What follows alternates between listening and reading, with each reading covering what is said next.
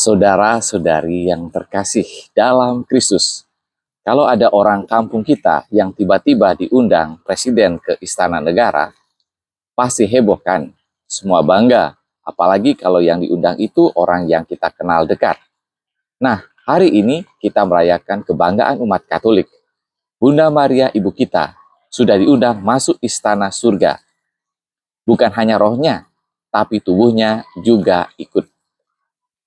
Ini bukan karena Maria punya orang dalam di surga, tetapi karena sejak awal hidupnya, ia sudah menyediakan dalamnya untuk Allah. Ia menyediakan hati, pikiran, dan seluruh dirinya untuk melayani rencana Tuhan. Para saudara yang terkasih, Kitab Wahyu menggambarkan seorang perempuan berselubungkan matahari, bulan di bawah kakinya, dan mahkota 12 bintang. Gambaran ini indah sekali, seperti ratu di panggung kemenangan. Tapi jangan salah, sebelum ada panggung, ada perjuangan. Maria melewati penderitaan, kesulitan, bahkan rasa takut, namun ia setia sampai akhir. Kalau di dunia artis bisa terkenal karena drama, Maria terkenal di surga karena imannya. Para saudara yang terkasih, Santo Paulus bilang dalam 1 Korintus 15 bahwa Kristus adalah yang sulung dari kebangkitan. Artinya, dia yang pertama menang atas kematian, dan semua orang yang mengikutinya akan ikut menang.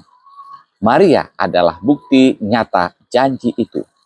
Karena setia dan taat, ia lebih dahulu menerima hadiah kebangkitan yang penuh kemuliaan. Kalau di dunia kita senang dapat hadiah, giveaway yang tidak kita sangka, di surga hadiahnya jauh lebih besar. Hidup kekal bersama dengan Tuhan. Para saudara yang terkasih, dalam Injil Lukas, Maria berkunjung ke Elizabeth dan melantunkan Magnificat. Jiwaku memuliakan Tuhan. Yang luar biasa, Maria memuji Tuhan bukan saat semua masalahnya selesai, tapi justru di tengah situasi yang penuh resiko. Ia hamil sebelum menikah, hidup di desa kecil yang sederhana, dan tahu bahwa jalan hidupnya tidak mudah. Maria mengajarkan bahwa memuji Tuhan bukan menunggu hidup sempurna, tapi percaya bahwa di balik rencana Tuhan selalu ada akhir yang indah. Para saudara yang terkasih, setia dalam hal kecil, Maria tidak langsung diangkat ke surga. Ia memulai dari ketaatan sehari-hari, dari kata ya yang dielus terus sampai akhir hidup. Jangan minder, Maria hanyalah gadis desa dari Nazaret, tapi Tuhan memilihnya. Kita pun bisa dipakai Tuhan, tidak peduli dari mana asal kita. Para saudara yang terkasih, kalau Maria bisa berkata, jiwaku memuliakan Tuhan di saat sulit, kita pun bisa melakukannya. Para saudara yang terkasih, hari ini kita bersuka cita karena Maria sudah sampai di tujuan akhir. Ya seperti pelari maraton yang sudah sampai garis finish, melambai-lambaikan dari podium kemenangan sambil berkata, ayo semangat, kamu juga bisa sampai di sini.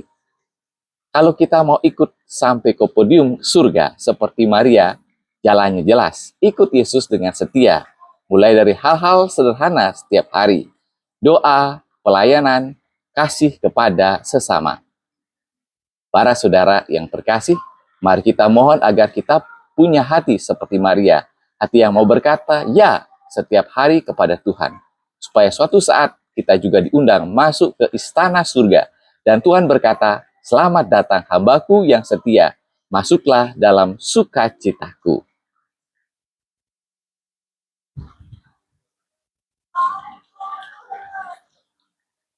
Tuhan memberkati.